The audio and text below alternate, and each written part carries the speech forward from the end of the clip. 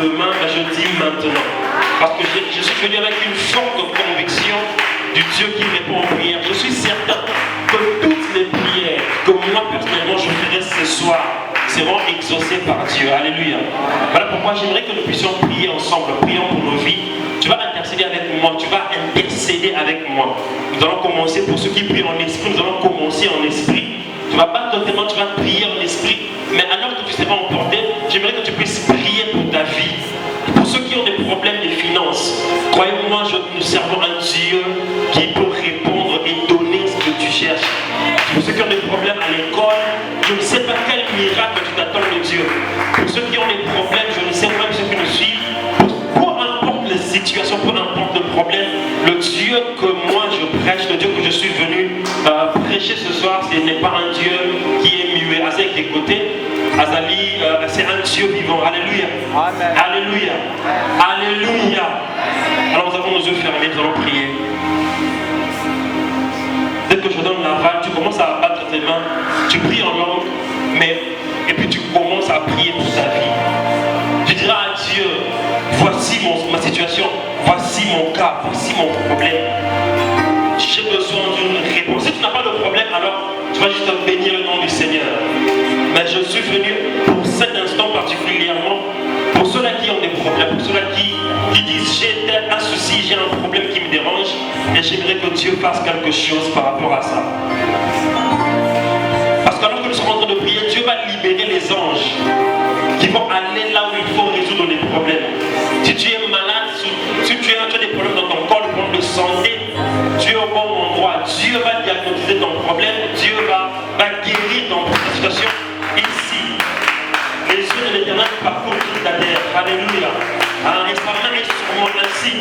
Je peux prêcher et prophétiser. Prie dans le nom de Jésus. Prie pour ta vie. Commence à prier là où tu es. Que l'esprit de la prière se répande au Seigneur. Prie Dieu là où tu es.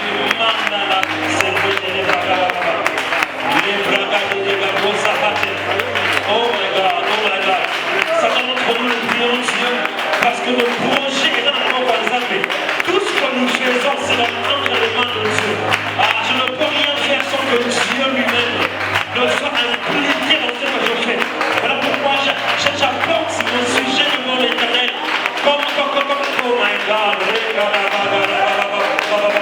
Pour ceux qui ont des appels au ministère, tu peux profiter pour prier pour ton ministère. Tu peux demander à Dieu, oh Seigneur, parce que nous sommes dans une saison où il y a des gens qui sont en train de mourir.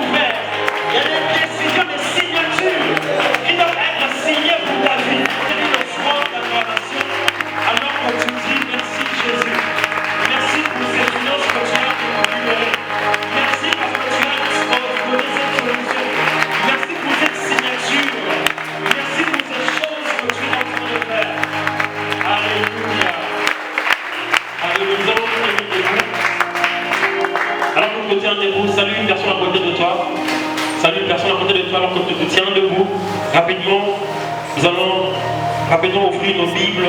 Nous allons lire deux passages bibliques. Deux passages bibliques. J'ai tellement de passages ce soir, mais je crois que nous allons juste lire l'essentiel. Nous sommes dans le livre de Luc, chapitre 11, à partir du verset 1er. La Bible dit: Jésus priait un jour et en un certain lieu. Est-ce que tu peux dire avec moi un jour? Tu peux dire plus fort un jour. Jésus priait un jour en un certain lieu. Point. Lorsqu'il eut achevé, un de ses disciples lui dit: Seigneur, enseigne-nous à prier, comme Jean l'a enseigné à ses disciples. Alléluia. Alléluia.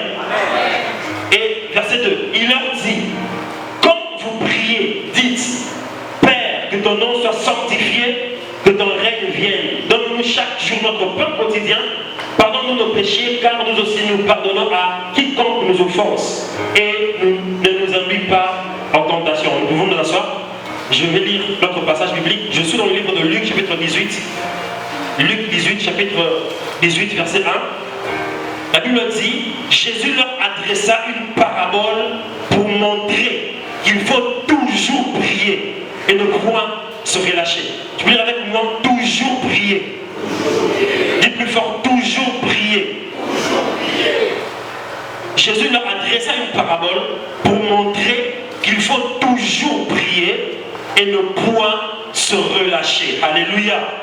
Alléluia. Nous sommes dans le livre de Amos. Alors dans Amos, pour ceux qui écrivent, si tu as quelque chose à écrire, je vais dire tellement des choses. J'aimerais que tu puisses écrire parce que ça va bénir ta vie. Quand le Seigneur me parlait, j'étais tellement béni et je sais que Dieu nous fera du bien.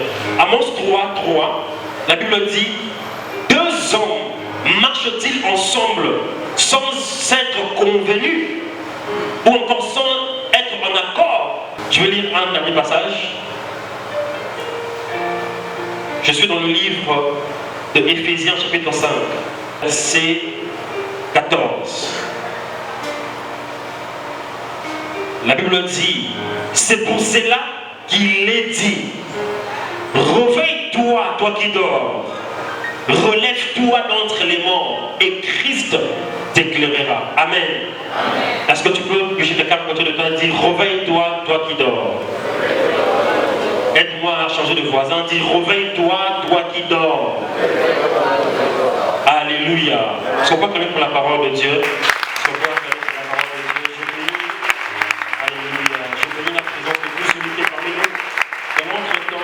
J'aimerais bénir la présence de tout celui qui a pris de son temps pour venir écouter la parole de Dieu et répondre à notre invitation. Il y a plusieurs personnes qui ont vécu, expérimenté la prière et qui ont dit des choses sur la prière qui m'ont beaucoup fait du bien. Premièrement, il y a un homme qu'on appelle John Wesley. C'est un évangéliste dans les années 1700-1800. C'est lui le réformateur qui a amené le mouvement des méthodistes. John Wesley, à son époque, c'était un homme tellement de prière qu'il a fait cette phrase. Il a dit: Donnez-moi 10 personnes qui refusent de pécher, mais ces 10 personnes se donnent seulement à la prière. Je changerai le monde 14 fois. Alléluia. Il a dit: Donnez-moi seulement 10 personnes qui peuvent prier et qui refusent de pécher. Je changerai ce monde.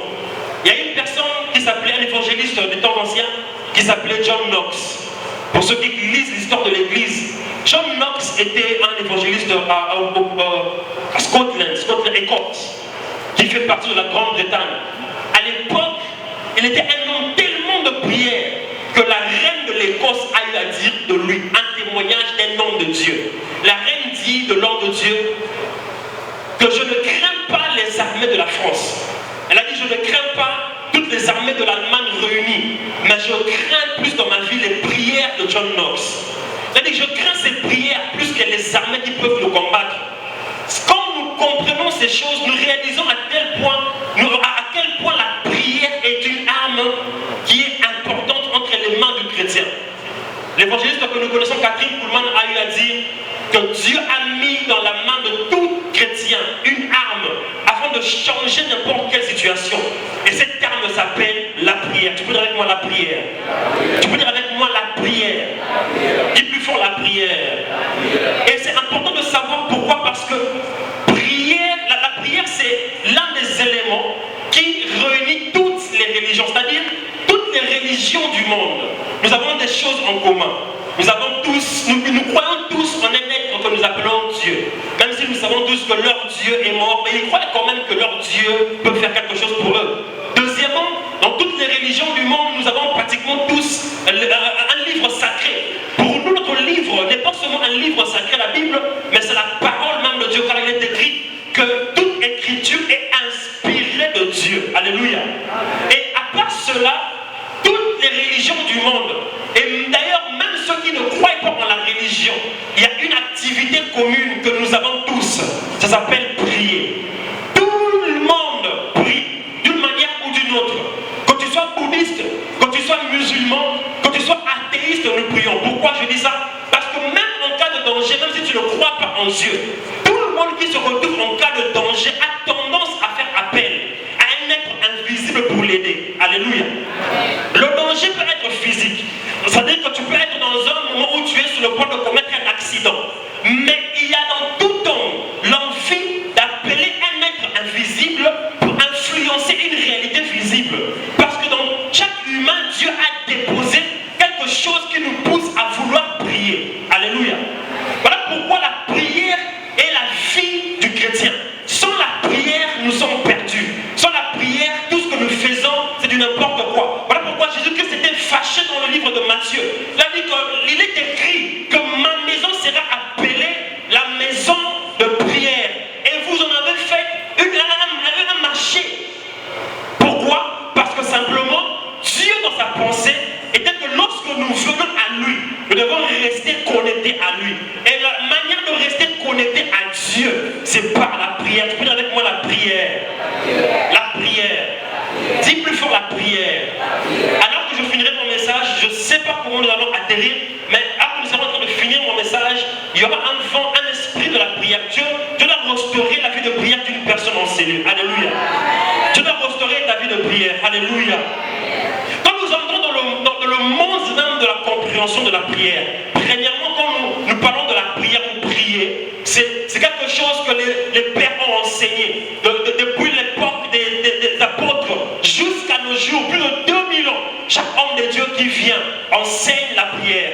Et une des choses les plus difficiles par rapport à l'enseignement est que tout le monde peut enseigner tout, mais il y a des choses pour influencer les autres. Il faut que ce soit au-delà de l'enseignement une vie. C'est-à-dire que tu peux me parler de 5 moyens pour devenir millionnaire, mais quand tu n'es pas millionnaire toi-même, je vais douter de ton message. Je préfère un millionnaire qui m'enseigne un seul moyen de devenir millionnaire qu'un homme très sage, mais qui est pauvre, qui m'enseigne comment devenir millionnaire.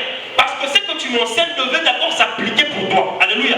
Et dans le monde religieux, ou encore à l'église, il y a des sujets que nous pouvons enseigner. Il y a des sujets que nous pouvons enseigner en profondeur, expliquer. D'ailleurs, dans le monde francophone, nous avons beaucoup d'explications. Dans le monde francophone, nous expliquons beaucoup de choses que nous ne vivons même pas. Mais la prière est au-delà d'être un enseignement, la prière doit être une vie. Parce que tu peux parler de quelque chose, tu peux prêcher sur la prière, mais c'est seulement si toi-même tu vis cette expérience ou cette réalité que ton enseignement ou ton message aura de l'impact dans les vies de personnes qui t'écoutent. Voilà pourquoi même la prière est le seul élément qui accompagne tout ce que nous faisons dans le christianisme.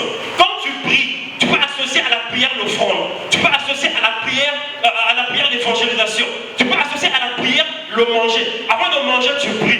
Tout ce que tu fais, tu te réveilles le matin de dormir, tu pries. Pourquoi? Parce que la prière n'est pas seulement un élément que nous faisons une fois, mais c'est ce qui accompagne toutes nos activités de la journée et de la nuit. Alléluia. Voilà pourquoi Christ a dit qu'il est important que l'homme puisse prier et ne pas se fatiguer. Dans la définition que nous connaissons en général de la prière, nous savons que la prière est une communication entre l'homme et Dieu. C'est ce que tout le monde dit, et c'est une définition que je prends et que j'accepte, mais seulement moi j'aimerais ajouter quelque chose. La prière n'est pas seulement une communication entre l'homme et Dieu, mais la prière c'est la capacité d'accéder à l'invisible. Alléluia. Alléluia. Est-ce que tu es avec moi ce soir? Je te sens pas. Est-ce que tu peux acclamer pour la parole de Dieu? Si tu es avec moi, acclame pour la parole de Dieu. Je t'emmène quelque part dans mon enseignement. Le but de mon enseignement, j'ai 3 objectifs à atteindre ce soir. Premièrement, c'est de donner une connaissance nouvelle par rapport à la prière. Deuxièmement, c'est activer en toi ou de réveiller toi qui somnole ou qui t'endors par rapport au monde de la prière. Et troisièmement, c'est que ta vie de prière soit impactée afin que tu impactes et tu transformes ta société, ta famille et partout où tu te retrouves. Alléluia. Mais lorsque nous réalisons la prière, lorsque nous étudions la prière a commencé dans Genèse chapitre 1. La prière étant une communion, une communication, un échange entre l'homme et Dieu. Dans le jardin d'Éden, avant que l'homme ne puisse pécher, l'homme communiquait avec Dieu, c'est-à-dire l'homme priait. Mais avant la chute de l'homme et Dieu étaient unis en pensée et en esprit. C'est-à-dire que ce que Dieu pensait, l'homme pensait. La communion était une. Voilà pourquoi quand l'homme a péché, Dieu a commencé à dire des choses comme « Mes pensées ne sont pas vos pensées, mes voix ne sont pas vos voix ». Avant, il ne peut pas dire ça. Pourquoi? Parce qu'avant, ses pensées étaient nos pensées, ses voix étaient nos voix. Mais j'aime une chose, Christ est venu restaurer cette réalité. Voilà pourquoi aujourd'hui, la Bible dit dans le livre de Paul qui dit dans le Corinthiens que « Ayez avec vous la pensée de Christ ». Dans le Philippiens 2, il dit encore « Ayez en vous la pensée ». Pourquoi? Parce qu'avec la mort et la résurrection de Jésus, Jésus est venu nous ramener à la réalité d'avant la chute. C'est-à-dire où nous sommes un avec Dieu, où nous pensons ce que Dieu pense, où nous réagissons par rapport à ce que Dieu réagit. Mais seulement cette fois-ci, il faut un processus de transformation et de renouvellement de l'intelligence. Alléluia.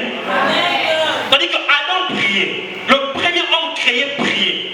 Et imaginez-vous qu'après avoir péché, la Bible dit que Dieu est venu et sa voix se fit entendre circuler dans le jardin. C'est-à-dire que même dans la condition du péché, l'homme avait la capacité d'écouter Dieu. L'homme avait la capacité d'ailleurs, si un pécheur ne peut pas écouter Dieu, alors le pécheur ne sera jamais sauvé. Parce que la Bible dit que même les morts entendront la voix du Fils de l'homme. Parce que si tu ne peux pas entendre la voix de Dieu, alors tu ne peux pas vivre. Et si tu ne peux pas vivre, tu ne peux pas être sauvé. Là, je bénis Dieu car l'écoute, c'est l'organe que nous emmenons avec nous-mêmes dans la tombe. Même celui qui est mort peut écouter. Celui qui est mort peut ne pas voir. Mais Lazare le tombeau a écouté la voix de Dieu. Parce que même s'il était enchaîné, même s'il avait perdu sa vue, même s'il avait perdu sa vie, mais il n'a pas perdu quoi? L'écoute de la voix de Dieu. Car dans la pensée de Dieu, il faut que nous puissions communiquer avec lui. Que le matin tu communiques avec lui. Qu'à midi tu communiques avec lui. Quand tu as des problèmes, tu communiques avec lui. Quand tout va bien, tu communiques avec lui. Même quand tu es malade, tu peux communiquer avec Dieu. Car dans sa pensée, la communion ne s'arrête pas. Même à la mort, tu peux écouter la voix de Dieu. Alléluia. Alléluia. La prière, et c'est la communication avec Dieu. Et celui qui comprend la prière comprendra comment les prophètes opèrent. Celui qui comprend la prière comprendra comment Dieu opère et comment Dieu se manifeste. Je vais arriver là. Mais lorsque nous réalisons la prière, j'ai dit il y a 3 étapes. Premièrement, avant la croix, avant la chute de l'homme, Dieu communiquait avec l'homme directement. Après la chute de l'homme, jusqu'à la croix, Dieu commençait à choisir des personnes spéciales qui écoutaient sa voix pour tout le monde, mais pour les autres, ils emmenaient des prières par des intermédiaires. Mais après la croix, Christ nous a ramenés dans la réalité même et du vrai sens de ce que nous faisons dans la prière. Mais il y a une réalité que j'aimerais mentionner ici. Parce que la prière étant la chose la plus importante de notre communion avec Dieu, mais c'est aussi la plus frustrante. Alléluia. Alléluia. Parce que l'une des plus grandes frustrations des chrétiens aujourd'hui, c'est leur vie de prière. Beaucoup de chrétiens ont même abandonné le Seigneur.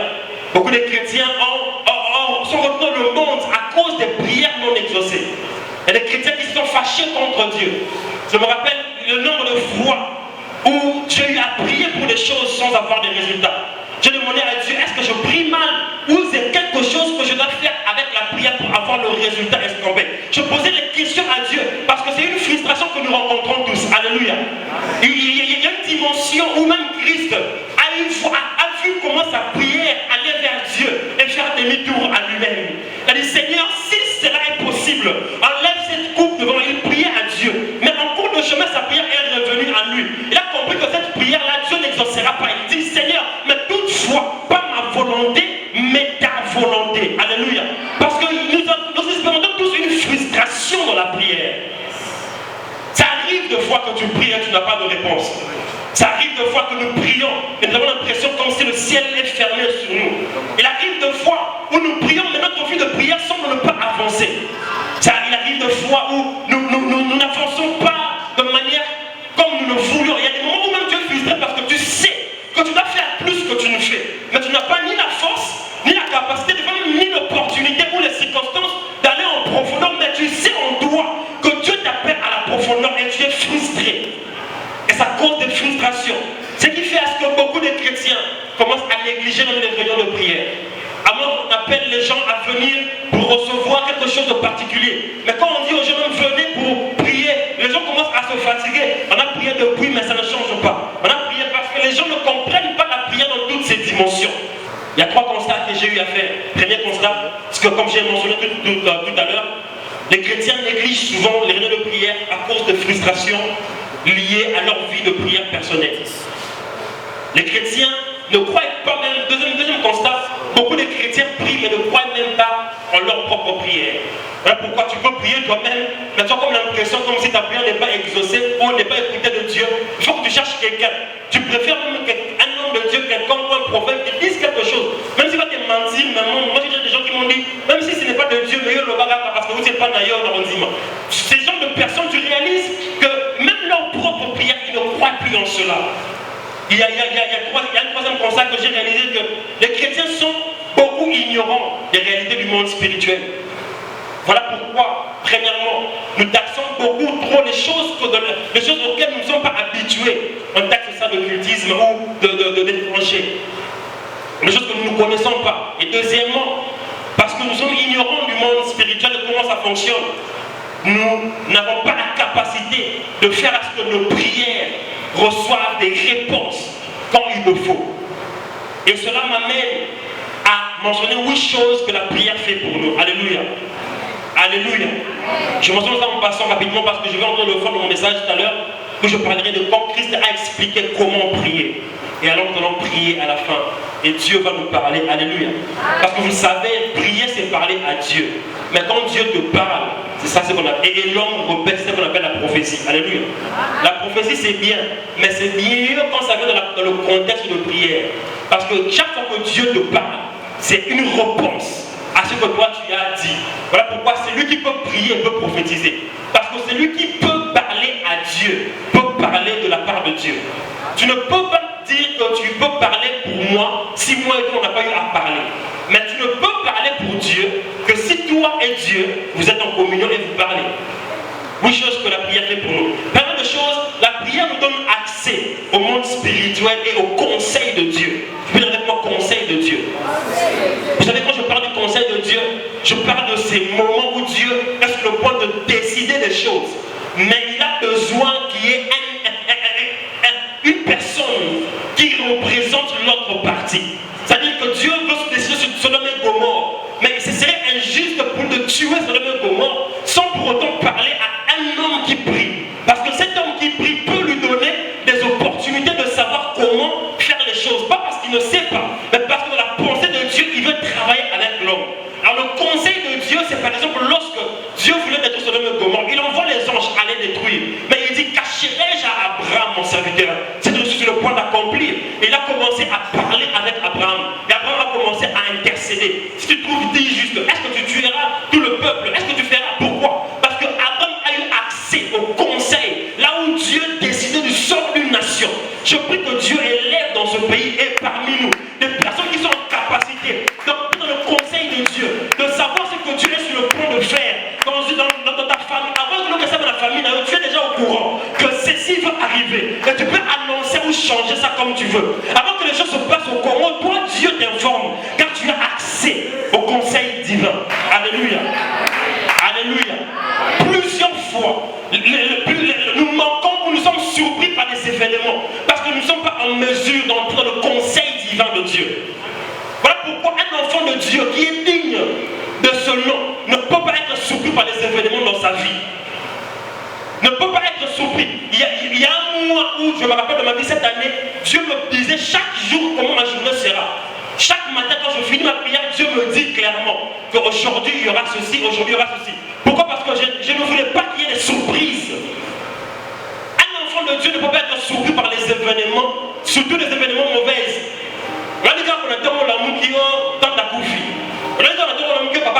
Tu n'étais pas au courant. Non. La Bible dit que Dieu parle, tantôt d'une manière, tantôt d'une autre. Mais nous ne prêtons pas attention. Pourquoi? Parce que nous ne sommes pas dans le conseil de Dieu pour entendre et voir les choses qui ne sont pas permises aux autres de voir. Voilà pourquoi il est important d'avoir une vie de prière, car ça nous donne accès au conseil divin. Il y a un témoignage d'un homme de Dieu. Cet homme de Dieu-là, il était un homme de prière, tellement il prie. Un jour, à l'église, il y a une jeune fille qui était emportée au ciel en vision. Et quand elle est revenue, elle donnait le témoignage à l'église. Elle dit, alors que j'étais à l'église, j'étais là au ciel, je voyais beaucoup de gens, Jésus m'emmenait. Et puis quand il regarde dans la foule, parmi les pasteurs, il voit le pasteur là. Il dit, mais je l'ai aussi vu là-bas, il était assis quand je suis allé.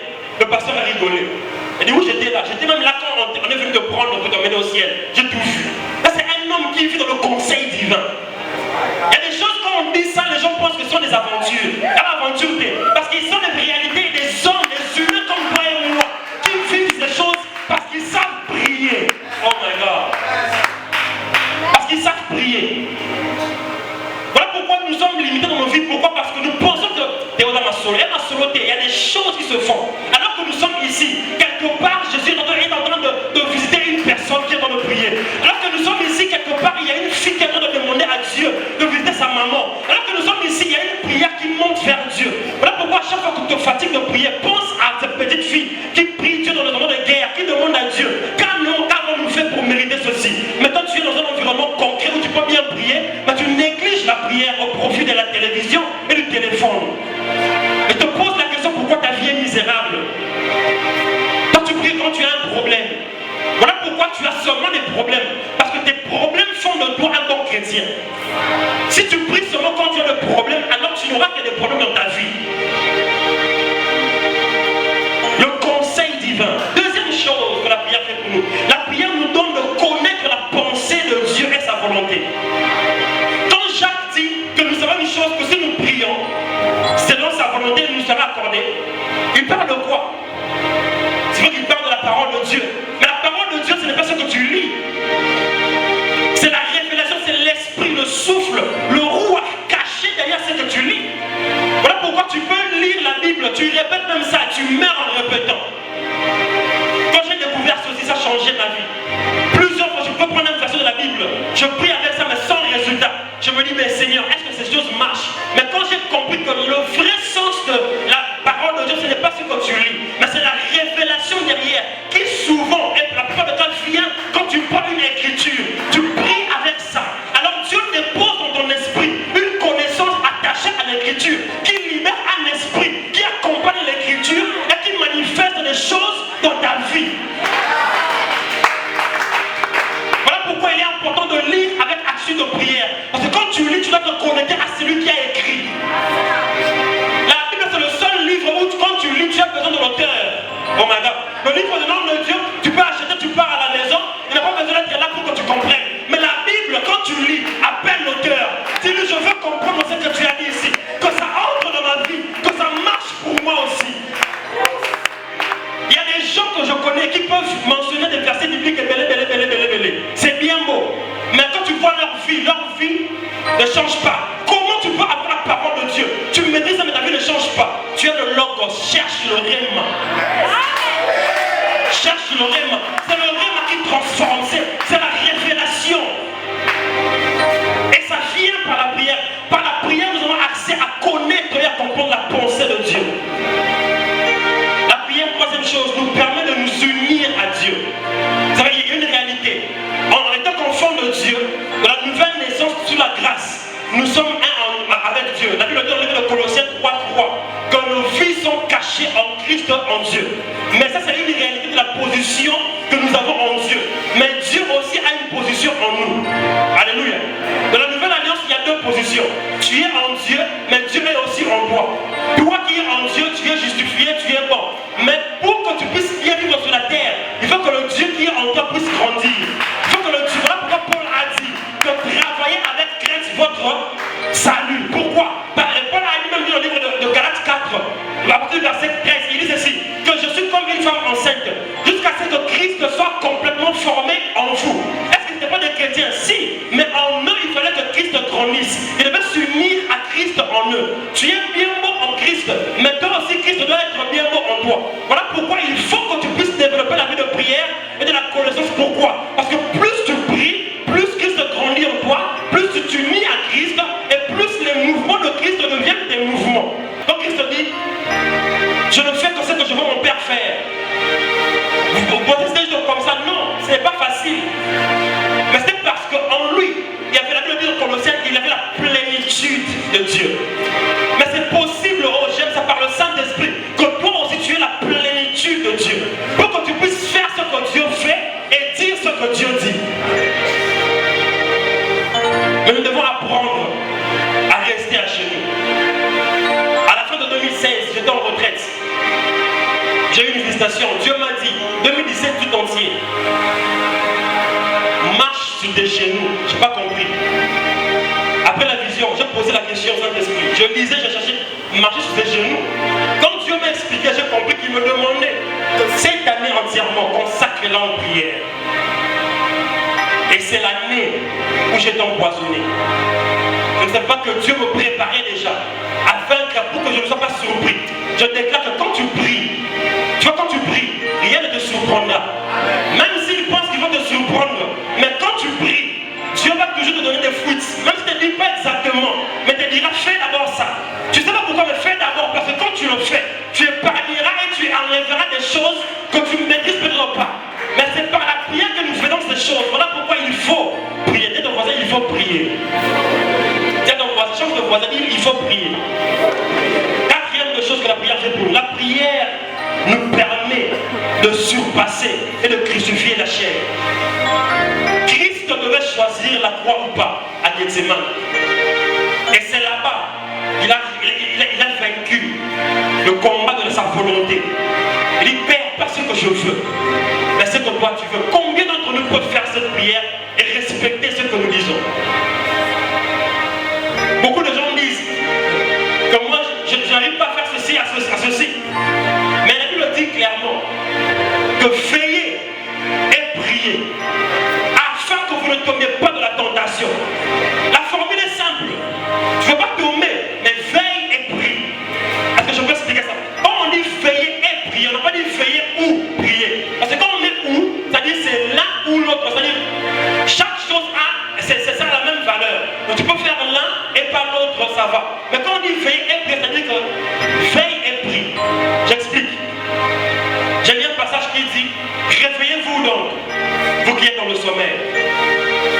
Dans le livre de Matthieu, chapitre 13, je crois, à partir du verset 21-24, Christ donne une parabole de l'ivraie. Il dit ceci, qu'il y avait un homme qui avait son champ. Après avoir sémé, au moment où les hommes se sont endormis, son ennemi est venu et a déposé l'ivraie. Tant que les gens ne sont pas endormis, l'ennemi ne peut pas mettre l'ivraie. Beaucoup de nous aujourd'hui dans nos vies, il y a des choses que l'ennemi a mis en nous ou a mis autour de nous parce que nous sommes trop dormis. L'ivraie, ça peut être le péché là que tu commences à combattre aujourd'hui. L'ivraie peut être cette souffrance que tu vis aujourd'hui. L'ivraie peut représenter beaucoup de choses. Parce que Dieu, dans sa pensée, c'est que le sommeil spirituel est dangereux. La seule personne à qui Dieu a fait à lui-même, a fait dormir, c'était Adam. Dans l'objectif de tirer quelque chose. Mais dans la Bible, quand vous lisez, les hommes qui ont eu à rencontrer Dieu, c'était des hommes qui ne dormaient pas tous les jours et pendant. Donc il y a la rap pour eux. Donc toi, quand tu dors, ne me dérangez pas, ne me dérangez pas. Même la prière par la moussure aussi liquide. Pourquoi? Mais parce que tu ne comprends pas. C'est quand nous dormons, au lieu de veiller, que l'ennemi vient mettre l'ivraie. Est-ce que ce que tu traverses n'est pas le produit qui te montre que tu es tellement endormi que l'ennemi a profité de mettre ce qui trouble ta vie aujourd'hui? Quand tu t'endors, c'est endormi. Vous savez que Samson en a coupé ses cheveux. Pas seulement parce qu'il l'avait révélé. Parce que même si tout le monde savait que Samson, pour sa force, c'est un homme à Sukinae, même s'il est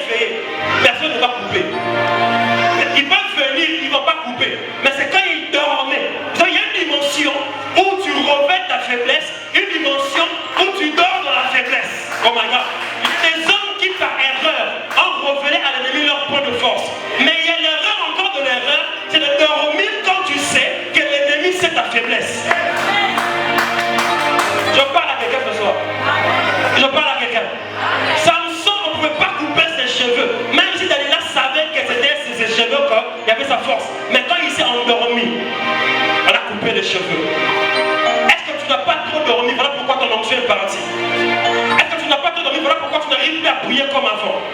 Est-ce que tu n'as pas trop dormi? Voilà pourquoi tu n'arrives plus à t'occuper des âmes. Est-ce que tu n'as pas trop dormi? Vous savez que dans le livre de 1 Samuel, l'histoire m'émerveille là, je passe rapidement à cause du temps. Il y a un homme qui s'appelait Samuel, un jeune homme qui s'appelait Samuel. Samuel dormait. Mais il y avait aussi le sacrificateur Élie qui dormait. Alléluia. Les deux dormaient dans le temple. Mais Dieu essaye de réveiller le jeune homme. Il ne savait pas comment répondre. Dieu lui dit, réveille-toi et prie, car je veux te parler. Il ne sait pas comment répondre. Il part chercher le sacrificateur. Il lui dit, petit, rentre dormir. Le sacrificateur va faire dormir un homme que Dieu réveille. Écoutez, ne laisse personne te faire dormir. Je disais, ne laisse personne te faire dormir, même quand tu ne comprends pas ces choses. Je parle aux bonnes personnes. Je parle aux gens qui sont en ligne. Écoutez, il y a une dimension où Dieu t'appelle à te réveiller pour prier. Mais lorsque tu permets à... Parce qu'ici, Élie peut représenter tes programmes du lendemain. Élie peut représenter tes stress. Élie peut représenter ta famille. Il peut représenter le bébé ou ton mari. Mais quand Dieu te réveille, c'est parce qu'il veut te parler. Ne permets pas à Élie de te dire de dormir alors que Dieu veut que tu puisses rester éveillé et prier. Refuse. Même si c'est le programme du demain matin, si Dieu m'a réveillé, c'est pour prier, je veux rester ici. Parce que c'est à ce moment-là que tu as accès au conseil divin. Ah, my God. Alléluia. Alléluia. Pour finir avec le sommet spirituel, quand vous lisez l'histoire de la femme, la Bible dit dans le livre de Roi, il y avait deux femmes qui étaient des prostituées, qui avaient deux bébés. Et la nuit, l'une est dormie sur son bébé et a tué son bébé. Et non seulement elle tue son bébé, elle remplace son bébé de l'autre. Le matin, les deux commencent à sécuriter le bébé. Vous connaissez l'histoire, n'est-ce pas? Et puis ils sont partis chez Salomon qui a dit, on va couper le bébé alors. Et puis celle qui était propriétaire a dit, pardon, ne coupez pas le bébé. Il c'est toi alors la maman. Dans cette histoire, c'est quoi la leçon? Plusieurs personnes ont accouché leur bénédiction. Mais à cause du trop dormir, au lieu de prier et rester éveillé, sauver la bénédiction, tu as dormi sur ta bénédiction et tu commences à tuer sans réaliser que tu tues ce que Dieu t'a donné. Mais ça ne s'arrête pas là. Le pire encore, c'est que toi, tu as ta bénédiction, tu n'as pas tué. Mais en échange de la bénédiction, mais tu es tellement endormi que tu réalises seulement quand tu es déjà éveillé. Plusieurs personnes ont tué leur don. Plusieurs personnes ont tué leur grâce. Plusieurs personnes ont tué leur ministère. On a commencé à les coder, on était nombreux. Mais aujourd'hui, combien d'entre nous élèvons et prions et prêchons? Là pourquoi je prie Dieu que Dieu envoie encore un réveil sur nos enfants. Parce que ça commence dès le bas âge. Pourquoi? Parce que plusieurs se sont réveillés avec nous. Mais plusieurs sont endormis et sont endormis sur leur bébé. Je suis venu te réveiller ce soir. Toi qui sais que tu as déjà tué ton bébé, ne prends pas le bébé de l'autre. Laisse son bébé, ton bébé peut revenir à la vie. Je disais à ton bébé à toi peut revenir à la vie. Si seulement tu peux te lever et prier. Ne tue pas ton bébé. Imaginez-vous après 9 mois de grossesse, 9 mois, tu dors parce que premier tu dors sur ton bébé. Et puis voilà pourquoi dans les choses de Dieu, plus tu fais, plus tu as envie de faire. Et moins tu fais, moins tu as envie de faire. Moi, pourquoi on va rater le lait compris dans mon ensemble dans la lobby, ça va comprendre, oui. Et ça dit que la lobby, demain encore, ça va comprendre. Le temps que tu réalises ça, tu as fait une semaine sans prier, tu es vide, tu es dry, tu es sec. Et tu te poses la question pourquoi ta vie a toujours des problèmes. Pourquoi quand tu pries, tu n'as pas de résultats. Tu es sec. Tu es sec. Les disciples ont tellement vu Jésus prier. Je passe rapidement à cause du temps, je vais finir. La prière nous donne d'emmagasiner l'énergie spirituelle. C'est ce qui s'appelle la puissance. Viens avec moi la puissance. Les hommes de puissance sont les hommes de prière. Point trait. Il n'y a pas de... Oh non, peu importe ce qu'il faut dans la prière. Prier, c'est prier. Alléluia. Le premier ici, c'est le programme de prier. Tout celui que tu vois que Dieu utilise,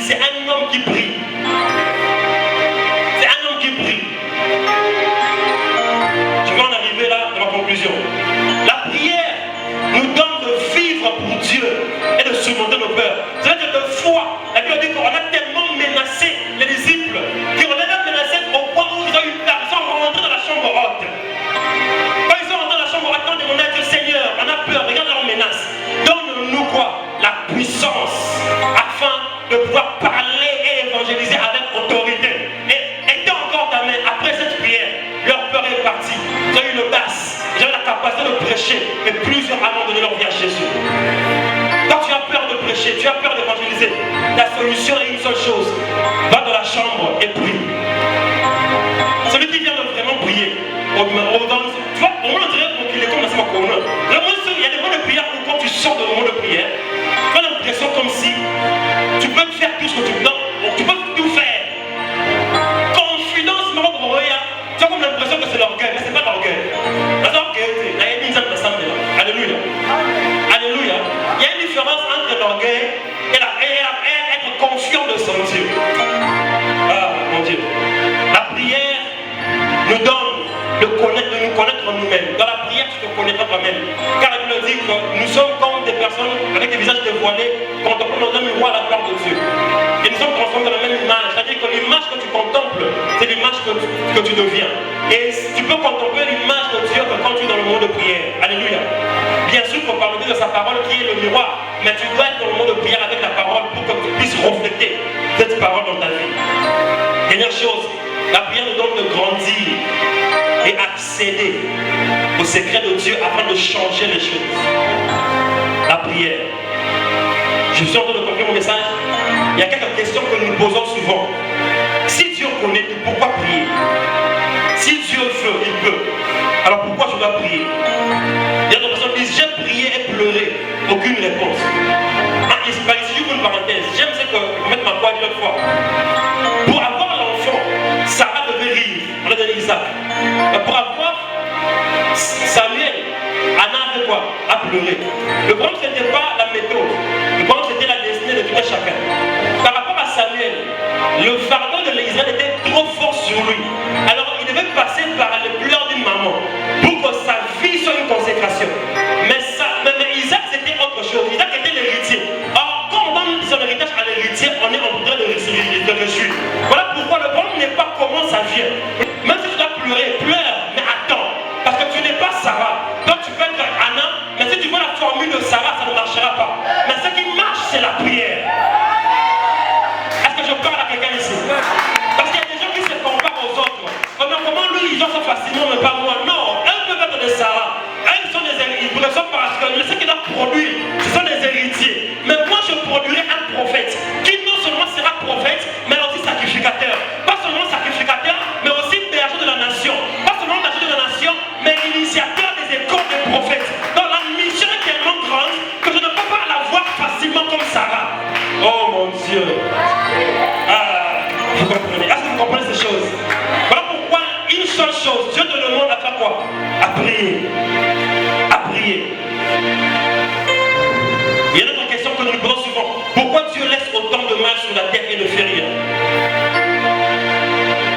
Ces questions seront répondues dans la vie de prière de Jésus.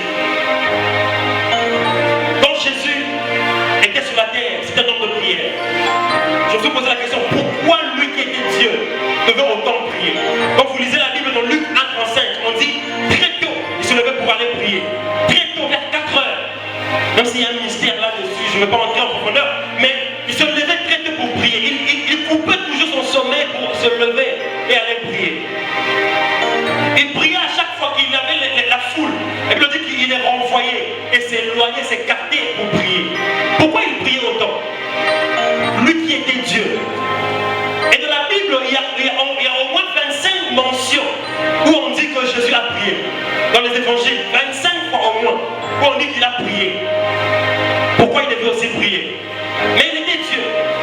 Mais il priait beaucoup parce qu'il était aussi homme. Alléluia. La prière, c'est pour les hommes.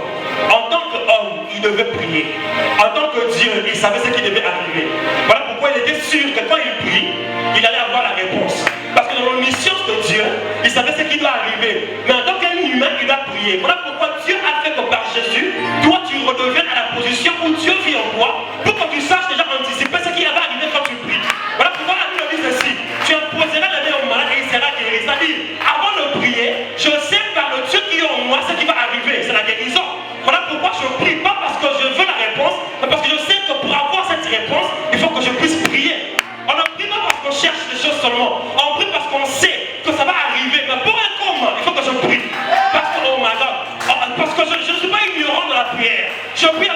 connaissance. Que si je prie pour toi, tu seras guéri. Mais il faut que je prie pour que tu sois guéri. Et Jésus étant un homme, il priait. Posons-nous la question, comment est ta vie de prière?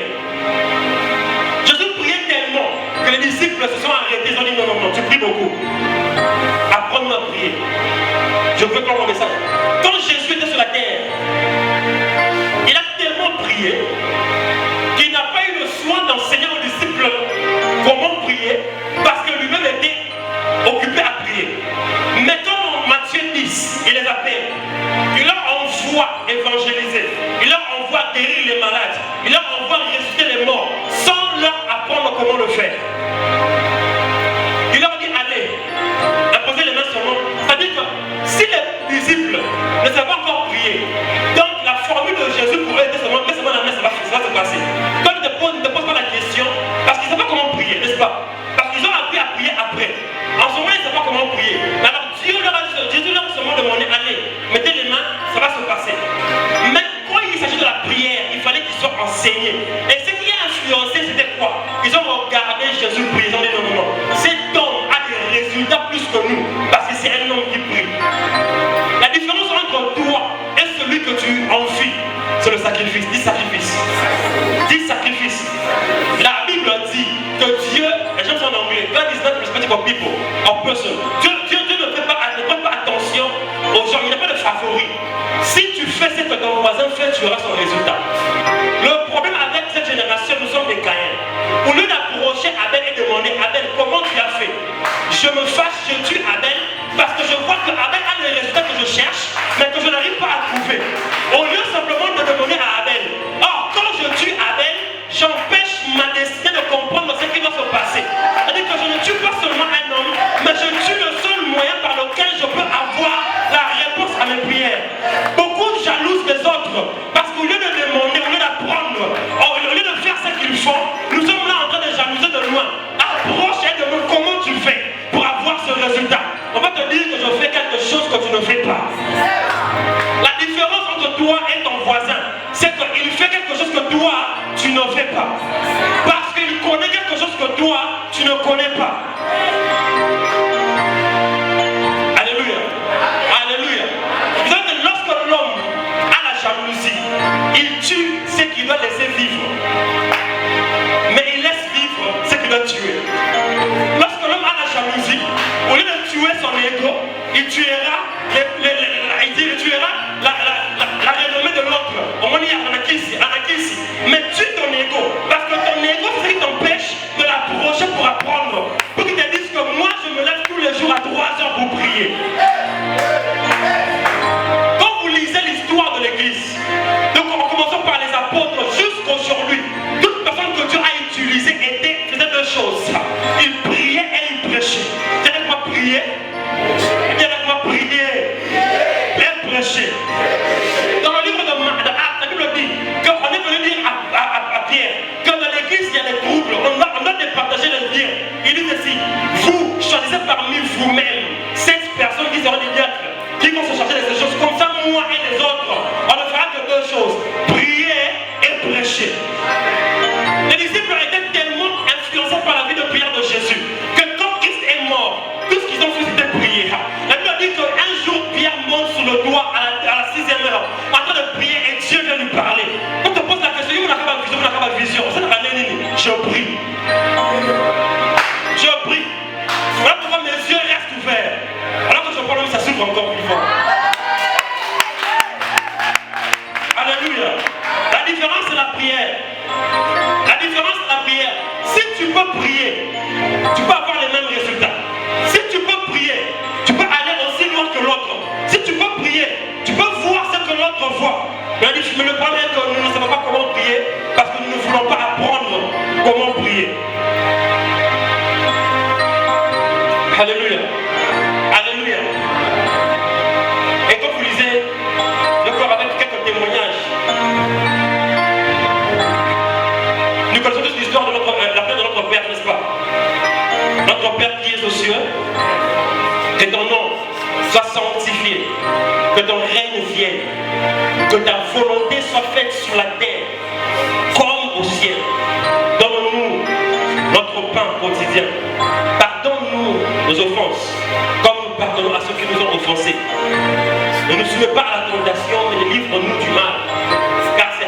qu'appartient le règne de la puissance pour le siècle des siècles. Hein? Pourquoi vous dites amen? Parce que ça c'est une parenthèse. Beaucoup de personnes pensent que la prière finit quand tu dis amen. La prière, c'est pas quand tu dis amen que la prière finit. Amen veut simplement dire ce que j'ai dit avant, ça s'accomplit. Alors je commence une autre. Beaucoup de gens, tu pries pour lui ou prier, quand tu me dis amen, amen, à nous accueillir. Tu pars où? Même Dieu peut te dire que tu pars où? Beaucoup de gens partent en prière. Tu pries, tu pries, tu pries. Tu veux que Dieu te parle. Mais quand on te dit amen, tu arrêtes de prier, tu pars. Et puis tu vas te parler comment? Reste là. Après avoir dit amen, reste là. Viens ton voisin, reste là. C'est ce qu'on appelle le lieu secret. Psaume 91 dit que celui qui demeure sur la brille du Très-Haut. On appelle ça secret place. Le lieu secret. C'est le lieu que Moïse a découvert quand il était sur la montagne de Sinaï. Il a dit, Seigneur, montre-moi ta gloire. Dieu lui a dit, ok, tu es déjà dans ma présence. Mais il y a un lieu que tu ne m'as pas encore visité.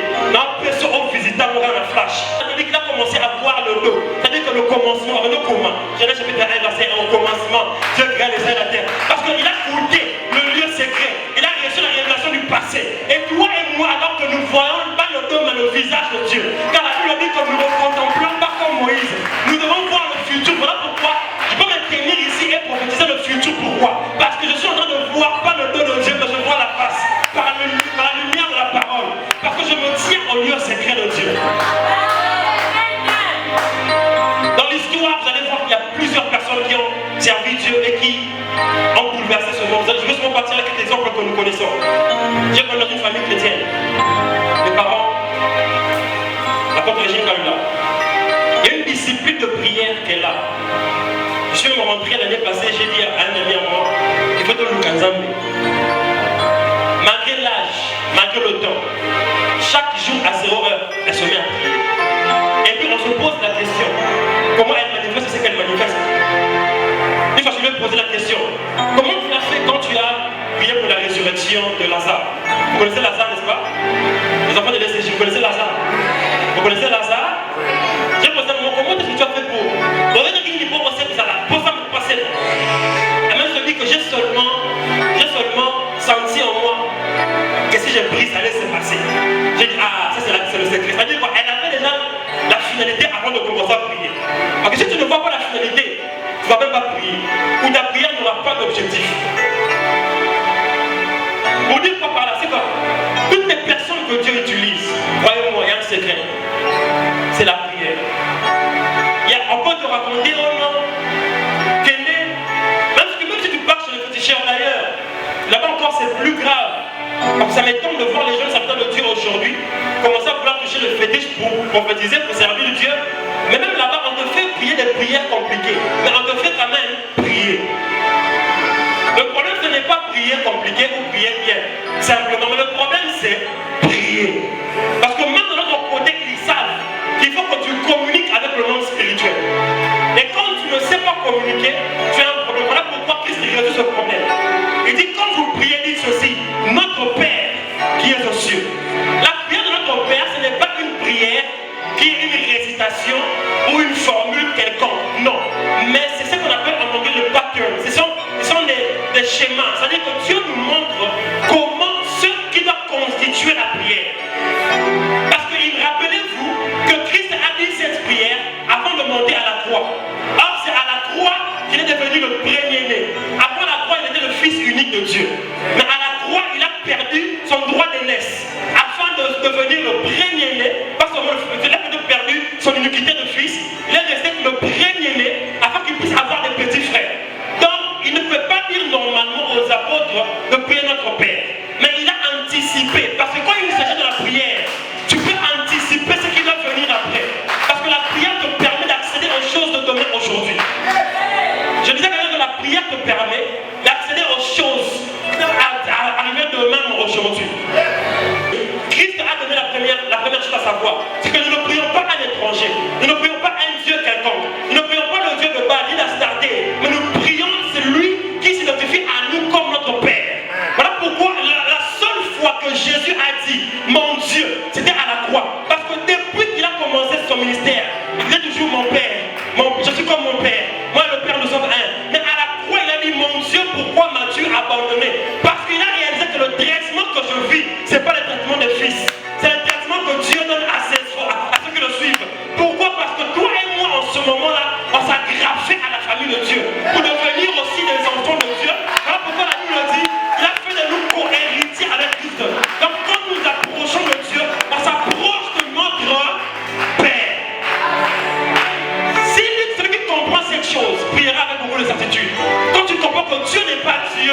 seulement, mais il est ton Père, il est d'abord ton Père.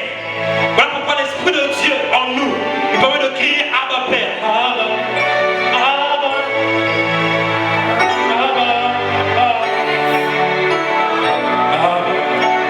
Abba, Abba,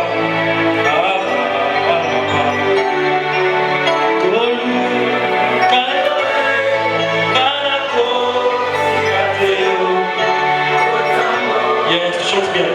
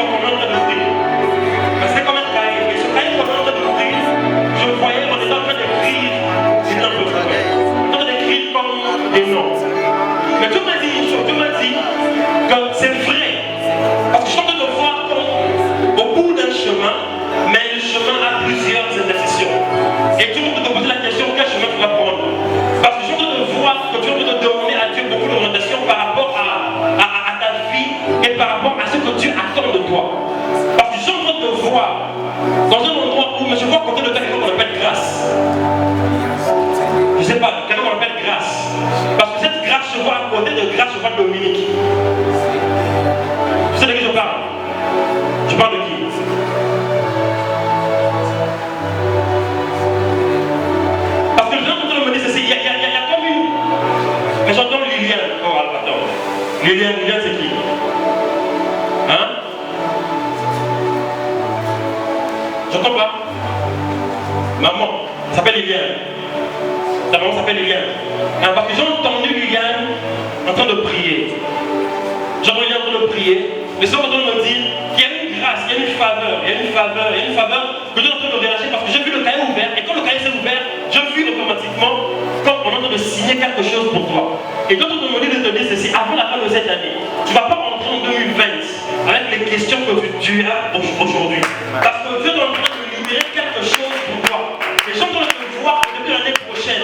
Dieu doit te fixer trois choses avec ta vie. La première chose que Dieu doit te fixer, c'est par rapport à ta vie. C'est par rapport à ta vie, je parle de ta vie spirituelle et ton ministère, ton appel. Parce que je vois un moment où tu as arrêté d'œuvrer comme tu œuvrais avant. Par rapport à certaines histoires qui se sont passées là où tu étais. Alors tu as arrêté de travailler comme avant. Parce que je veux te voir, tu veux me rejoindre, je veux te voir rejoindre un ministère, mais après des choses qui sont passées, tu as quitté, mais tu avais essayé de garder les choses, mais ça n'a pas continué. Et Dieu va te dire qu'il a déposé en toi déjà quelque chose, mais tu n'as pas encore les idées claires. Mais j'ai vu une signature. Dieu m'a dit qu'il a signé par rapport à toi. C'est premièrement ton ministère. Deuxièmement, c'est par rapport aux prières de maman Liliane. Parce que Dieu a enlevé quelque chose dans la famille. Parce que je suis en train de voir quelque chose comme noir, mais que Dieu est en train d'enlever. Dieu enlève cette chose. Et à part ça, Dieu me dit qu'il est en train de... Parce que je vois comment on te remet des documents. Comment on te remet des documents. Et je ne sais pas c'est quel document que tu attends, mais on te remet un document. C'est une enveloppe kaki que je vois, mais il y a un passeport dedans. Et le passeport est avec un document. Et Dieu est en train de me dire qu'il est en train de libérer avant la fin de l'année. Dieu m'a dit que tu ne vas pas aujourd'hui. C'est que je dis, j'ai de sens. Hein, parce que les gens pensent que des fois quand on parle, c'est que j'ai de sens. Quand j'étais vu, le Seigneur m'a montré. Mais j'ai vu rencontrer le gars Grâce et Dominique. Et Dieu m'a dit qu'il a épargné la vie de Dominique par faire quelque chose. J'ai vu Dominique, mais épargné la vie de Dominique par faire quelque chose. Quand nous approchons de Dieu comme Père, je n'ai pas fini. On va prier puis on va bouger. Quand nous approchons de Dieu comme Père, nous nous identifions à ce qu'il est et on nous identifions automatiquement à ce qu'il a. Parce que c'est seulement les fils qui peuvent réclamer ce que le Père a. Si Dieu est saint, je peux réclamer ça parce que je suis fils. Si Dieu peut parler, si Dieu peut agir, je peux le réclamer aussi. Pourquoi? Parce que je suis fils. Et j'aimerais que nous puissions prier pour libérer quelque chose dans cette atmosphère, dans ce lieu. Prier par rapport à nos vies. Maintenant, priez d'abord. Si tu pries en esprit, tu vas prier avec moi en esprit. Si tu ne pries pas en esprit, nous allons adorer le Père. Pourquoi? Parce que la deuxième chose que Jésus-Christ a dit, que ton nom soit sanctifié.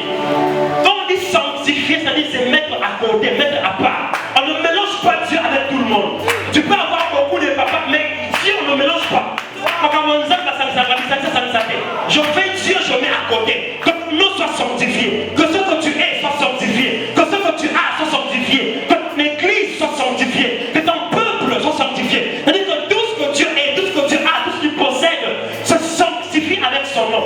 C'est un signe d'adoration. C'est-à-dire, on dit que tu n'es pas comme tout le monde. Tu n'es pas comme Baal, tu n'es pas comme Astarté. Tu n'es pas comme celui de la Kabbale. Nous, on n'a pas aller vers la Kabbale juive. On va rester au pied de Jésus. Et on va faire les choses que Jésus fait mieux que ceux qui vont chez les Kabbales. Beaucoup de gens me demandent c'est quoi la volonté de Dieu pour ma vie? Ou que Dieu fait ce que tu veux. Non. La volonté de Dieu ne peut pas se faire quand le règne de Dieu n'est pas là. Parce qu'aucun président ne peut venir au Congo ou dans notre pays imposer sa volonté s'il ne règne pas là-bas. On n'impose que sa volonté que dans le territoire qui t'est donné. Voilà pourquoi il est de notre devoir. Parce que nos vies sont des territoires, nos églises sont des territoires, nos familles sont des territoires, notre pays est un territoire. Mais qui nous appartient, il est notre devoir d'inviter le règne de Dieu. Oh, Christ a dit ceci, que le roi de Dieu est parmi vous. Les aveugles voient, les paralytiques marchent, ceux qui sont posés sont délivrés. Ce sont des signes que le règne est là. Si réellement on a vu le règne de Dieu est là, il y a des choses qui peuvent venir, mais il faut faire la tête, il faut être le roi. Pourquoi? Parce que c'est Dieu qui règne. Et quand il règne, alors sa volonté peut se passer. Alors si tu veux la volonté dans ta vie, commence d'abord par demander le règne de Dieu. Alors je ne sais pas qu'est-ce que tu veux voir la volonté dans ta vie. Je ne sais pas c'est quoi le domaine où Dieu doit imposer sa volonté. Parce que quand il impose sa volonté, c'est dictatorial. Il n'y a pas de oh non, gauche, droite. Il impose. Mais avant d'imposer, on doit l'inviter. Est-ce que tu peux inviter Dieu dans ta famille? Est-ce que tu peux inviter Dieu? Officiellement, envoie une lettre écrite à Dieu. Dis à Dieu, je t'envoie une lettre d'une nation vers une autre. Viens dans mon territoire. Viens dans ma famille. Viens dans ma santé. Viens dans ce que je fais. Viens dans notre église. Viens. Oh my God. Est-ce que tu comprends ça? Je parlais d'inviter le règne de Dieu. Est-ce que tu peux inviter? Est-ce que tu peux inviter le règne de Dieu? Est-ce que tu peux inviter le règne de Dieu entre nous? Est-ce que tu peux inviter le règne de Dieu entre nous? Nous allons prier et puis nous allons continuer. Est-ce que tu peux inviter le règne de Dieu entre nous? Oh my God. Quand ta vie n'est pas soumise à son règne, la parole peut sortir, mais elle va sillonner dans les airs sans efficacité. Écoutez, il y a des choses qu'on a trouvées sur la terre qu'on ne va pas changer.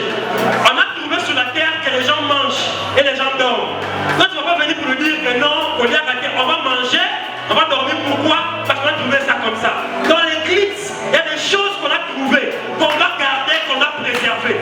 Nos pères ont parlé en langue, nos pères ont cherché Dieu, nos pères n'ont pas dormi la nuit parce qu'ils cherchaient la face de Dieu. Nos pères ont prophétisé, nos pères ont guéri les malades. On doit préserver la culture, on doit préserver l'héritage. On va prier Dieu, on va chercher Dieu parce que c'est l'héritage qui nous a été donné. Nos pères ont invité le règne de Dieu. Nous aussi, on va préserver l'héritage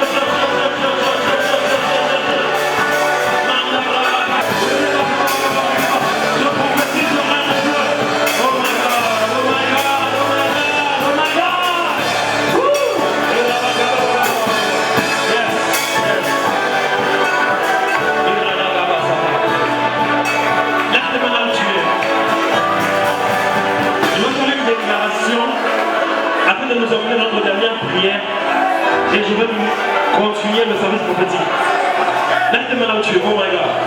À partir d'aujourd'hui, maintenant même, nos vies, nos familles, nos ministères, notre église, c'est ton territoire. On te donne la possession du territoire. On te donne la possession du territoire. Fais ce que tu veux, agis comme tu veux. On te donne la possession du territoire. Parce que dans un territoire, celui qui règne dans un territoire déterminera le système de défense. Deux fois dans nos vies, on n'arrive pas à se défendre parce que nous maîtrisons nous-mêmes le système de défense. Mais ce soir, nous disons à Dieu que nos vies sont ton territoire. Alors, définis toi le système de défense. Si tu veux mettre les drones, mais c'est toi qui définis le système économique aussi. Dans le territoire, c'est le gouvernement qui domine, qui définit le système économique.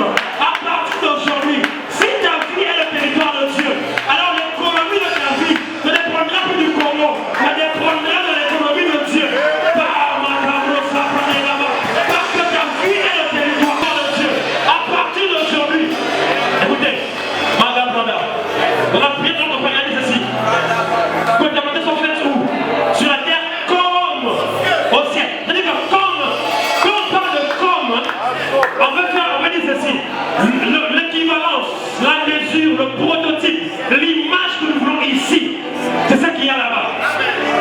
Si ta vie devient son territoire, automatiquement, si au ciel il n'y a pas de maladie, je sais qu'au ciel, on n'a pas besoin du ministère de santé. Au ciel, on n'a pas besoin de l'onction. Cette chose-là, c'est pour la terre. Alors, tu vas dire, je vais proclamer pour toi. Oh, alors que je prophétise. Parce que ta vie, ta famille devient le territoire de Dieu. Le ministère, l'influence du santé civil. Parce qu'au ciel, il n'y a pas de maladie. Alors que je le dis, tout celui qui est dans ces lieux, tu as une anomalie, problème au ventre, bas ventre, tu as des problèmes au niveau du dos, tu ne marches pas bien, tu as une douleur quelque part, tu as un problème quelque part, mets ta main là où tu as la douleur, là où tu as le problème, maintenant, parce que vous voyez, je vois tellement d'anges, je vois comme une lumière, ici ce n'est plus Kasadougou. Nous sommes déjà dans le territoire du royaume des cieux. C'est qui a dérangé, cette douleur que tu as qui persiste, alors que je prie, dans le nom de Jésus, tu reçois ta guérison. Reçois ta guérison dans le nom de Jésus. Toute oppression démoniaque, dans ta vie comme au ciel, je déclare, c'est toute maladie qui est ton corps. Tu avais des problèmes au niveau du ventre. Il y a un ange qui te touche, il y a des anges qui localisent des personnes qui ont des problèmes au niveau du ventre. Dans le nom de Jésus, les gens vont restaurer des vies de prière. Dieu restaure des vies de prière. Dieu restaure des consécrations. Les personnes qui ont dormi sur leur bébé, les personnes qui ont dormi sur leur bébé et ont tué leur bébé, ne cherchez pas le bébé des autres, restez avec le vôtre. Dieu ressuscitera votre bébé maintenant. Il y a un nouveau d'ange ici. My God. Sabra les gars. Un jour j'avais reçu une invitation de Dieu. Il m'a donné un livre. Quand j'ai lu le livre, je m'en suis pris le livre, j'ai avalé. Quelque chose se passait, c'est venu comme le liquide de ma bouche. J'ai commencé à parler en langue. J'étais en vision pendant plus de 8 heures du temps. Depuis ce jour-là, ma vie de prière a changé. Mandele Braga Bazadada. Je recevais une touche du Saint-Esprit. Alors que les évangélistes vont aller gagner les âmes, il y a des gens qui doivent prier à la maison. Alors qu'il y a des gens qui doivent aller gagner les âmes, il y a ceux qui doivent prier à l'église. Alors qu'il y a des gens qui doivent aller faire des suivis, il y a ceux qui doivent prier. C'est une action qui tombe sur vous. C'est une action qui tombe sur plusieurs personnes. Attends, tout celui qui est intercesseur, quand tu es intercesseur à l'église SCJ, dans un ministère quelconque, ou dans une église quelconque, Dieu te pose sur quelque chose maintenant. Dieu vous localise. Il y a un feu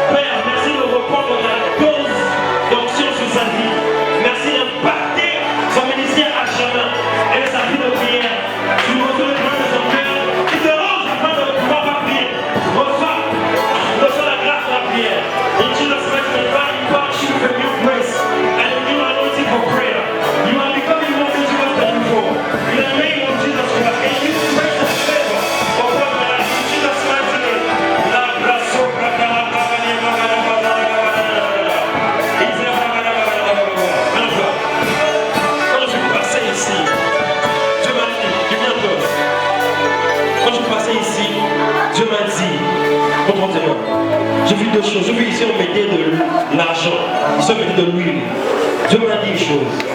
Tu vas commencer l'année prochaine avec, je ne sais pas, un deal quelconque, mais qui te donnera beaucoup d'argent pour les projets que tu as. Parce que Dieu me dit, il veut te stabiliser aussi, parce que je te vois, je dois te marier, je vois le projet du mariage, je vois l'année prochaine, au début, tu dois payer des histoires. Mais il y a un temps de population, mais Dieu m'a dit, il a mis l'argent ici, et puis là, on a mis l'huile ici. Mais l'huile, il me dit, c'est par rapport à cette soif que tu as et cet appel que tu as. Parce que le temps est arrivé, Dieu m'a dit 2020, il te fera monter comme une plante qui gémit dans un jardin. Les gens vont commencer à te constater et c'est que Dieu va te poser sur toi. Mais il y a une seule chose que tu dois prier, c'est prier contre l'esprit de divorce. Parce que alors que je parle du divorce, non, God.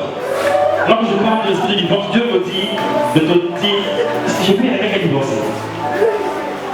Parce que quand je parle du divorce, Dieu m'a dit, alors que Dieu est là-bas, il doit aussi prier par rapport à ça. Qui a divorcé chez vous? Ta mère a divorcé. Dieu m'a dit, c'est pas quand même pour le Seigneur. Parce que quand je parlais de ça, Dieu m'a dit, mais attends, je vois quelqu'un chez vous, je ne sais pas qui est né en février. J'entends l'appel Florence, mais je vois comme Isabelle. Attends, Isabelle, mais on l'appelle souvent Florence. Chalino. Isabelle Chalino. C'est pas quand même pour le Seigneur.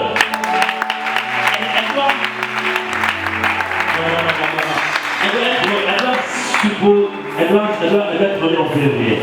Parce que j'ai vu février, j'ai vu mai. Le Seigneur m'a dit non, mais c'est toi. Parce que j'ai vu quand c'est né, le 8. Parce que j'ai vu toi, j'ai vu février. Dieu m'a dit, attends, elle est cette ça. Là, elle est enfants. Je vois 3 personnes, elle a 3 enfants. J'ai vu 3. Mais un je vois, il est quand même plus grand que les 2 autres. C'est comme il y a un écart. C'est comme s'il y a un autre écart. Et puis, un autre après, il y a la bataille. Quelque chose comme ça. Et Dieu me dit ceci, parce que quand je parlais du divorce là-bas par rapport à, en fait, il a prié pour le divorce, Dieu le bénit, Dieu m'a frappé un temps pour vous parler de l'esprit de divorce qui circule. Dieu m'a dit qu'il y a une grâce par rapport à ta vie. Il y a une chose que tu dois aussi prier, c'est par rapport à cet esprit de divorce. Cet esprit de divorce que le diable veut amener comme un partenaire pour déstabiliser ton ministère, pas aujourd'hui, mais demain. Prie beaucoup pour le choix du mariage. Prie beaucoup pour le choix du mariage, parce que prie maintenant beaucoup. Même si tu n'as personne, et si tu as quelqu'un, prie parce que le diable veut te piéger pour déstabiliser ton ministère par rapport à ça. Attends, tu after. Est-ce que quelqu'un peut lever ça maintenant? On est en train de finir. Le Seigneur est parmi nous. Le Seigneur est parmi nous. Donne-nous notre pain de ce jour. Et puis pardonne-nous nos offenses. Dieu a prioritisé le pain. Il s'est dit, écoutez, demandez le pain. C'est votre droit. Vous savez, un papa qui ne nourrit pas ses enfants, on peut l'arrêter à la mort. Et Christ a dit ceci, si vos pères, vous êtes méchants, et bonnes choses à vos enfants, à combien plus forte raison, à forcerie, notre Père qui est dans les cieux. J'aimerais que quelqu'un puisse réclamer son pain. Est-ce qu'on lit pendant les lots? Est-ce qu'on lit pas les lots? Parce qu'il y a des gens, depuis le mois commencé, tu n'as pas beaucoup mangé ton pain. Tu ne réclames pas ton pain. Il s'agit de demander ton pain. Le pain ici, c'est la nécessité. Quand on parle de pain de la Bible, c'est par rapport à la nécessité. Christ a dit, je suis le pain de vie, je suis l'eau de vie. Il s'est identifié aux choses importantes, aux choses nécessaires pour l'homme. J'entends dans mon esprit quelqu'un qui demande le pain, mais je ne sais pas personne. Est-ce que tu peux demander le pain à Dieu? Est-ce que tu peux dire à Seigneur, donne-moi mon pain? Je ne veux pas pour aujourd'hui, donne-moi mon pain. Et si un hier, je n'ai pas pris le pain, donne-moi le pain aussi hier. Maintenant, moi, quelqu'un peut prier Dieu. Quand je parle du pain, je parle de ta nécessité. Quelque chose dont tu as besoin, il te faut avoir. Tu vas avoir le travail, l'argent pour bien servir Dieu. Il y a quelqu'un que Dieu m'a donné mon train d'esprit. La personne que je vois, avant de venir ici, je veux que tu as reçu un appel. Bon, c'est pas un appel, mais tu as reçu une conversation avec quelqu'un qui a dû allumer ça pour rebondir parce que tu avais déjà prévu de venir ici. Je suis en train de parler des personnes qui sont venues, qui étaient ici depuis un moment. Et tu commençais même à te décider parce que je suis en train de voir un numéro RTL. Tu étais en train de vouloir venir alors qu'on t'a appelé ou écrit, mais j'avais une communication, quelqu'un qui voulait t'emmener, tu devais aller voir quelqu'un d'autre. Je crois que c'est comme c'est un programme que tu avais planifié mais que tu as oublié, mais quand tu as rappelé, tu as dit non, je vais quand même aller d'abord à la prière. Et toi? Avant ça, juste un tout petit peu. Apportez-la seulement, apportez-la. Ouais, attends. Le Seigneur est en train de me dire ceci. Il y a quelque chose que le diable voulait emmener. Parce qu'on peut tous s'élever. Moi, je suis en train de voir, le Seigneur est en train de me dire, il y a quelque chose que le diable voulait emmener dans ta vie depuis très longtemps. Parce que je suis en train de voir, l'ennemi peut te donner une mort subite. C'est-à-dire, je voyais comme l'esprit de mort te poursuivre depuis longtemps. Et quand je parle de depuis longtemps, je suis en train de le voir. Je suis en train de voir du côté de l'immédiat. Je suis en train de voir, je ne sais pas, un jour, je suis en train de parler de cette année. Il y a un jour où j'étais du côté de l'immédiat. Tu fais comme c'est pas là souvent. Tu fais comme du côté de l'immédiat souvent. Je suis en train de voir du côté de l'immédiat. Je suis en train de voir du côté de la première rue. Je vois, là où on traverse, je vois comme il y a eu un raté d'accident. Et je suis en train de me dire que plusieurs fois le diable a voulu t'avoir par surprise. Mais il y a quelque chose que Dieu a mis en toi. Quelque chose que Dieu a mis en toi, c'est que deux fois tu peux ressentir avant que quelque chose de mal ne puisse arriver. Je sens que de sortir dans mon esprit. Je vais finir ce message et donner un message et puis on va, je vais clôturer. Je suis en train de parler, je disais que le Seigneur m'a montré ça. Le Dieu m'a dit, pour aller très rapidement, par rapport au message que Dieu me donne, c'est que le diable a cherché pendant longtemps. Et aujourd'hui, je suis en train de voir qu'on voulait le diable avait prévu quelque chose pour t'éloigner de ce programme, parce que ce soir, il était prévu que tu sois dans un accident, aujourd'hui. Il était prévu que tu sois dans un accident du côté de Rwanda. Pourquoi je ne suis pas du côté de Rwanda? Là, je ne suis pas du côté de Rwanda, plutôt de voir du côté de Rwanda, du côté de la commune. Pas ce qui parle au fond, là, du côté de la commune. Et tout en train de dire, il devait avoir un accident où tu devais être nouveau. Mais parce que tu es venu en Seigneur. Non seulement Dieu a enlevé ce vent, cet accident, mais il y a quelque chose que Dieu est en train de vouloir faire dans ta vie. Quelque chose que Dieu, tu peux pas. Excusez-moi, ma voix est un peu cassée parce que hier j'étais à une veillée et j'ai dû prier. Comme l'apôtre a dit, mon Père spirituel, je suis en train de voir l'esprit de mort, comme il a dit. À chaque fois que tu passes par ce chemin, especially Père Ibété, je suis en train de voir l'esprit de mort. Je ne sais pas si tu as déjà perdu quelqu'un de très cher dans ta famille. Pardon? C'est ton frère? Ok. J'étais en train de voir ce même esprit de mort en train d'emporter, veut t'emporter aussi. Alors, j'aimerais demander à l'église d'étendre les mains vers lui. Nous allons briser l'esprit de mort qui est en train de réclamer. Esprit de name of Jesus. Alléluia. Oh Père éternel Dieu, en ce moment où nous sommes en train de prier, je suis en train de voir le feu. Je suis en train de voir le feu.